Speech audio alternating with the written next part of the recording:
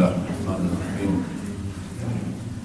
الحمد لله رب العالمين والصلاة والسلام على خير خلقه محمد وآله الطيبين الطاهرين واللعن الأبدي على أعدائهم أجمعين. أما بعد فقال الله الحكيم بسم الله الرحمن الرحيم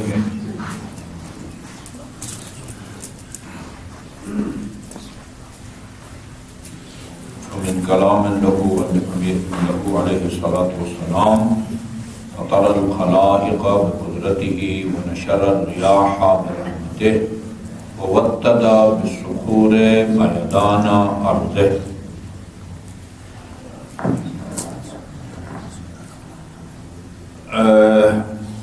ہم امیر المومنین علیہ السلام کا اللہ کے بارے میں جو تصور ہے اس کو پیش کرنے کی کوشش کر رہے ہیں. فرمایا فطر الخلائق بقدرتہ، اس نے مخلوقات کو اپنی قدرت سے پیدا کیا اپنی، اور وَنَشَرَ الرِّيَاحَ بِرَحْمَتِهِ، اپنی رحمت سے ہواؤں کو چلایا. وَوَتَّدَ بِالصُّخُورِ مَيَدَانَ أَرْضِهِ، مفتی صاحب رحمۃ اللہ علیہ کے ترجمے کے مطابق تھر تھراتی ہوئی زمین پر پہاڑوں کی میخیں گاڑ دی. میدان حرکت کو کہتے ہیں، اصل میں تھر تھراتی ہوئی زمین پر پہاڑوں کی میخیں گاڑ دی. اول الدین معرفتہ، اول الدین معرفتہ، دین کا پہلا قدم یا دین کا جو آغاز ہے وہ اللہ تعالیٰ کی معرفت ہے.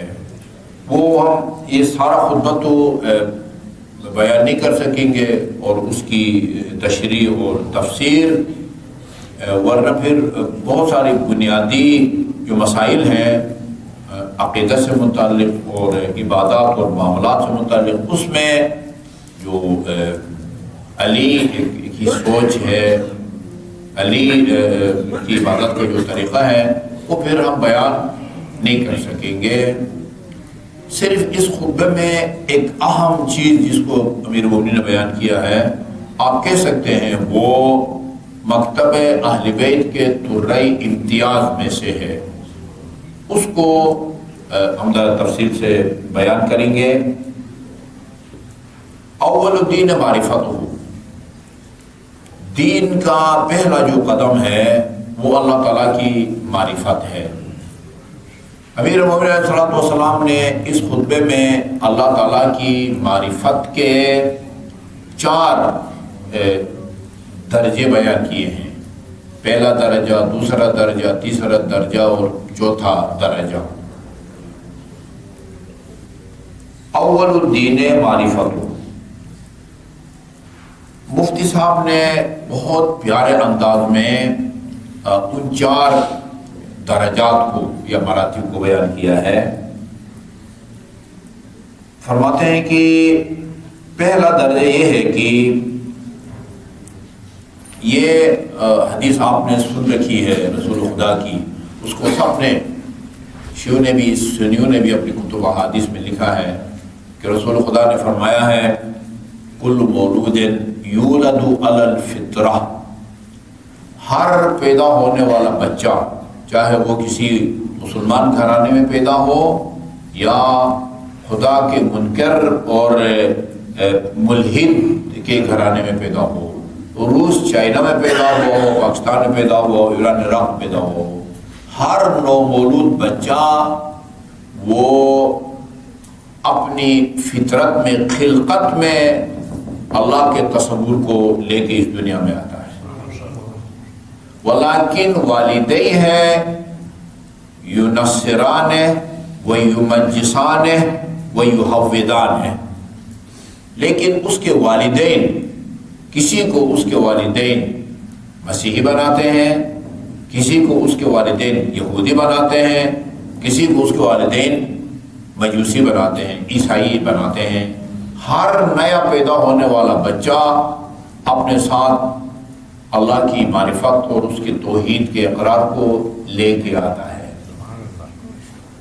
امام مفتی صاحب فرماتے ہیں کہ فطرت کے وجدانی احساس اور ضمیر کی رہنمائی سے یا اہل مذہب کی زبان سے سن کر اس اندیکھی ہستی کا تصور ذہن میں پیدا ہو جائے جو خدا کہلاتی ہے، یہ تصور در حقیقت فکر اور نظر کی ذمہ داری اور تحصیل معرفت کا حکم عائد ہونے کا عقلاً پیش خیمہ ہے، یہ فطرت کے اندر جو موجود ہے۔ لیکن تساہل پسند یعنی سست لوگ، تساہل پسند یا ماحول کے دباؤ میں اسیر ہستیاں اس تصور کے پیدا ہونے کے باوجود طلب کی زحمت گوارا نہیں کرتی،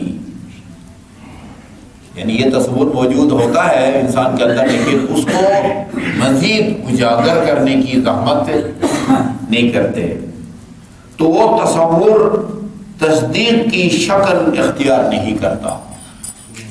تصور ہوتا ہے لیکن تصدیق کے مرحلے میں وہ داخل نہیں ہو سکتا، اس صورت میں وہ معرفت سے محروم ہو جاتی ہے اور باوجود تصور بمنزلہ تصدیق سے اس کی محرومی چونکہ بالاختیار ہوتی ہے، اس لیے وہ اس پر خدا کی طرف سے مواخذہ کا مستحق ہوتی ہے، کوئی بھی ہستی، کوئی بھی بندے خدا۔ لیکن جو اس تصدیق کی تحریک سے متاثر ہو کر قدم آگے بڑھاتا ہے، وہ غور و فکر ضروری سمجھتا ہے اور اس طرح دوسرا درجہ ادراک کا حاصل کر لیتا ہے۔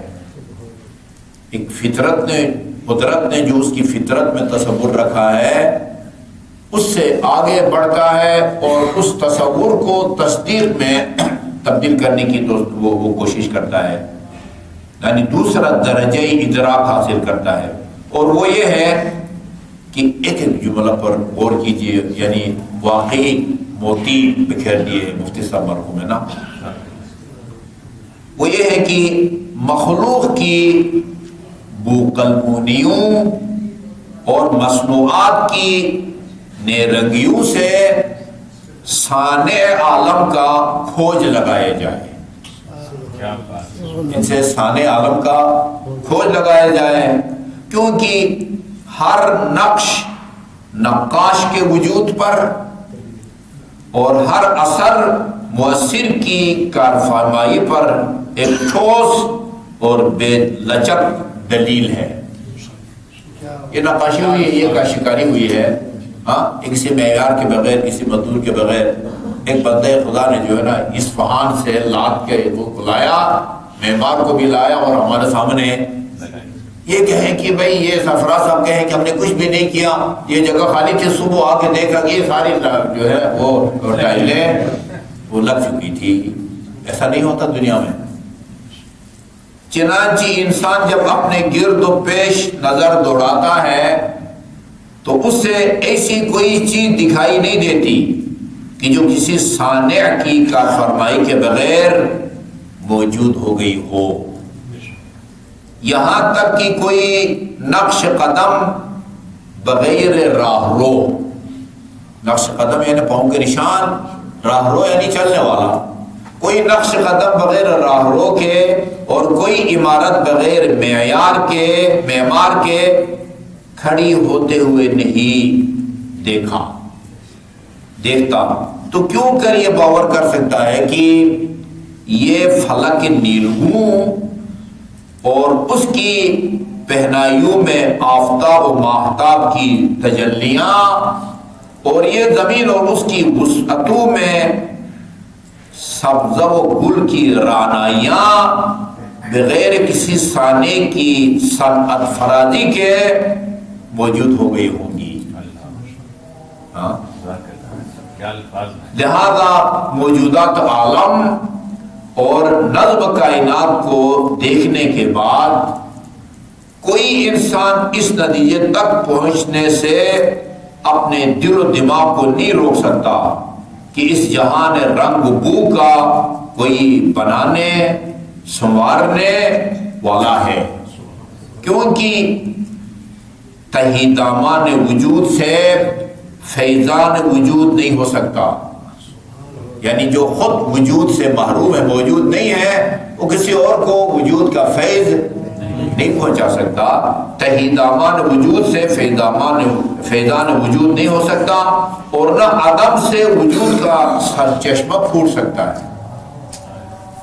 عدم سے وجود کا سرچشمہ نہیں پھوٹ سکتا ہے۔ قرآن نے اس استدلال کی طرف ان لفظوں میں اشارہ کیا ہے، افی اللہ شک فاطر السماوات والارض۔ ترجمہ ہے، کیا اللہ کے وجود میں شک ہو سکتا ہے جو زمین و آسمان کا پیدا کرنے والا ہے؟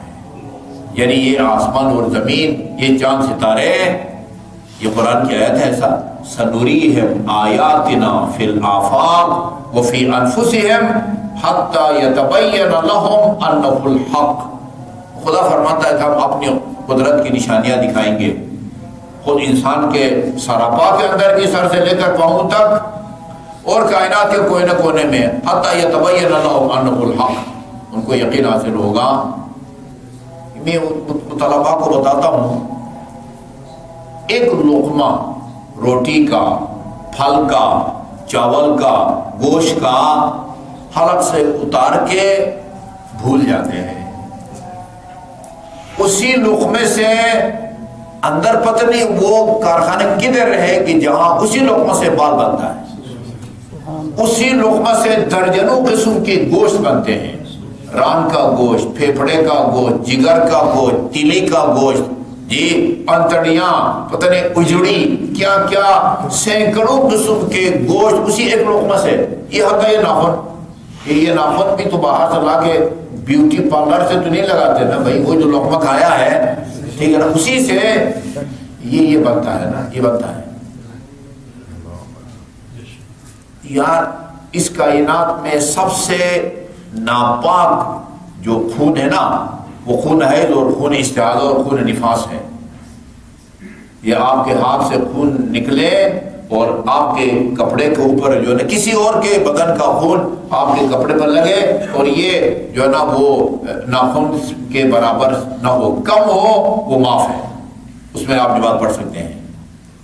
لیکن اس سے جو اس کا چوتھا حصہ بھی ان 3 قسم کے خونوں میں سے کوئی خون لگے، وہ معاف نہیں ہے، وہ معاف نہیں ہے۔ وہ خون حیض بچے جب تک باقی پیٹ میں ہوتا ہے اس کی خوراک ہے۔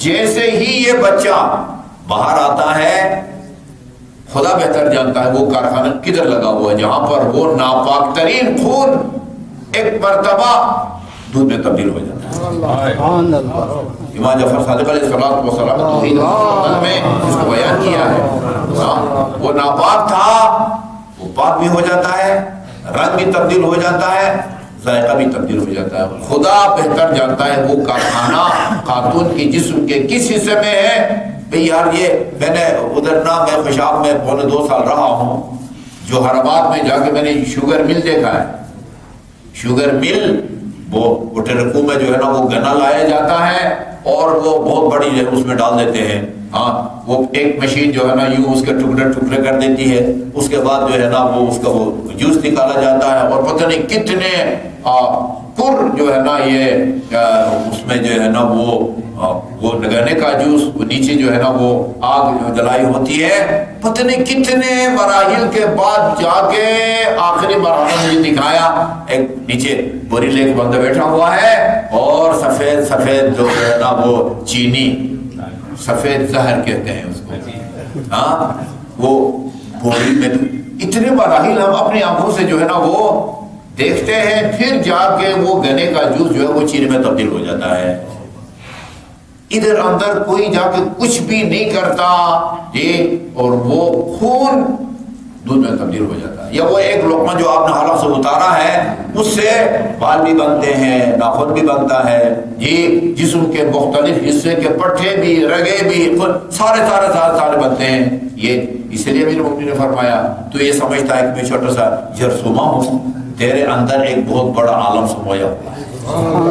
ہاں یہ وہ پہلا مرحلہ تھا جہاں فطری طور پر اللہ کا تصور انتہائی سربستہ انسان کے اندر موجود ہوتا ہے. اس کے بعد پھر اپنے گرد و پیش میں نظر کر کے بندہ وہ ادراک یا معرفت کی دوسری منزل میں داخل ہوتا ہے. اس کے بعد فرماتے ہیں کہ لیکن یہ درجہ بھی ناکافی ہے. یہ قدرت کی نشانیوں کو دیکھ کے بھائی وہ پاؤں کا نشان بغیر کسی چلنے والے کے نہیں بن سکتا. کوئی بلڈنگ معیار مستری ٹھیکیدار کے بغیر نہیں بنتا. اس کائنات کا بھی کوئی نہ کوئی خالق ہوگا، یہ کافی نہیں ہے. اس کے بعد تیسری منزل میں جو ہے نا وہ امیر المومنین داخل ہوتے ہیں اور اس کو مفتی صاحب اپنی زبان میں علامہ نقل صاحب نے بہت اچھا کہا تھا. حضرت علی کے کلام کا ایسا ترجمہ کیا مفتی صاحب نے، ایسا لگتا ہے امیر المومنین اردو بول رہے ہیں. ٹھیک ہے نا. یہ تیسرا مرحلہ انشاءاللہ ہم کل پڑھیں گے. پہلا سربستہ خدا کا تصور جو فطرت میں رکھ دیا ہے، کسی محنت اور استدلال کے بغیر اللہ نے انسان کی فطرت میں رکھ دیا ہے. کس نے آپ کو سکھایا ہے کہ اپنے آپ سے محبت کرنا ہے؟ کس نے والدین کو بتایا ہے کہ بیٹے سے محبت کرنا ہے؟ فطرت میں رکھ دیا اللہ تعالیٰ نے.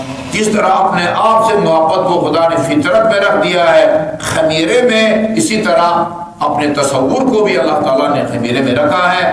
اس سربستہ تصور کو آگے بڑھاتا ہے بندہ اپنے گرد و پیش میں قدرت کی نشانیاں مفتی صاحب کے ترجمہ کے مطابق. لیکن یہ ادراک یا معرفت کا درجہ بھی کافی نہیں ہے. تیسرا درجہ انشاءاللہ پھر ہم کل بیان کریں گے.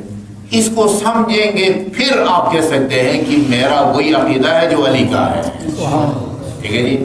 علی کا شیعہ تب بنتا ہے، علی کا شیعہ اس طرح نہیں بنتا کہ آپ کہیں کہ وہ عرش پر بیٹھا ہے اور عرش کی چوڑائی اور لمبائی کم ہے اور اللہ تعالیٰ کی لمبائی چوڑائی زیادہ ہے. چاروں طرف جو ہے نا اللہ تعالیٰ کے اپنے ہاتھ کی 4 انگلیوں کے برابر جو ہے نا اس کا گوشت لٹک رہا ہے. یہ علی کا عقیدہ نہیں ہے. اللہم صلی اللہ علیہ محمد وعلی محمد.